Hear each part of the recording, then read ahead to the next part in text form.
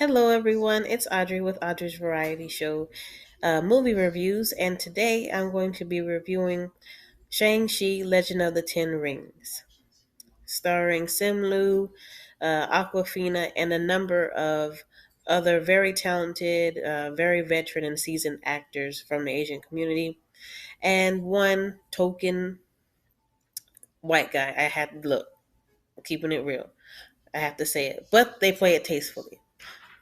So, as always, for these movie reviews, is either going to be skip it, matinee price, stream it, or go watch it. With that being said, so Shang-Chi, as I said previously, the movie is essentially about a family dealing with grief and loss of a family member.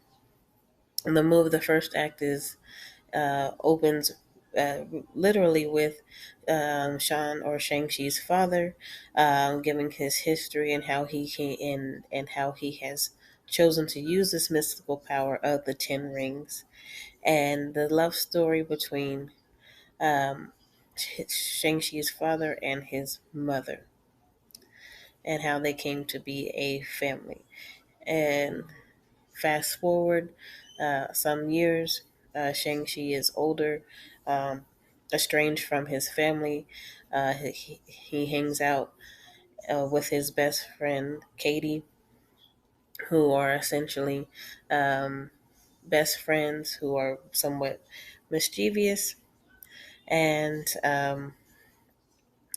immature, and have a very immature lifestyle. Um,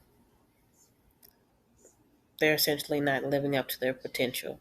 But Shang-Chi or Shan gets a letter from his sister, who's in trouble. So Shang-Chi and Katie go on this journey and quest to help their sister and essentially run into their father, um, who's still dealing with the loss of their mother, and in hopes of a way of reconciling his family, he comes up with this.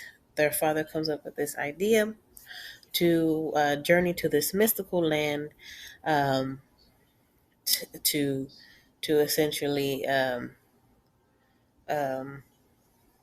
deal with the loss and grief of his wife. And with all that being said, I did like the relationship between Katie and Sean. It was a very refreshing relationship of just pure friendship, no nonsensical romance. His sister, um, she was all right as well. Essentially, a daughter who was essentially tossed aside and had no real time to shine as a contributing member of the family. So they deal with a lot of different aspects and dynamics of Shang-Chi's family.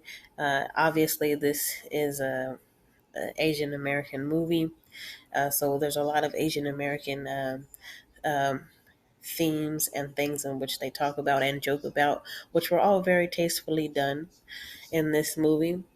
And finally, for Shang-Chi's father, um, to me, he wasn't really a villain. Uh, he was just this sad, broken man, um, desperately trying to deal with the loss of his wife. And so, as you saw in the trailer, you know, um, the conflict between him and his father isn't really resolved until the final act of the movie. So he wasn't really a villain. He was just a set piece to a greater threat, more so than him being just an outright villain. Well, I do argue that he's still an evil person. He still used the Ten Rings for power and did a lot of bad things with that power. Just because someone has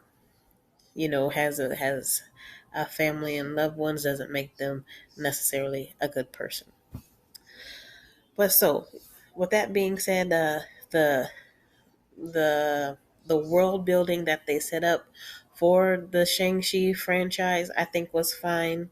Um, with this, with the not even alternate reality, but just they try to set up alternate universes in this, and I think they did that well. So, uh, with all that being said, without giving anything away about the movie, I'm going to go out and watch it. This was a very nice movie. A lot of action pieces in the movie throughout. There was no real pacing issues that I saw. It didn't really drag on at any point, at least to me. The jokes were funny. Um, the character interactions and chemistry between the characters, I felt was very believable, and it was a good movie. So if you haven't seen Shang-Chi, go out and watch it. Um, it is worth going to see in the theaters. And that's really all I have for this one. So I'll see you in the next one. Bye bye.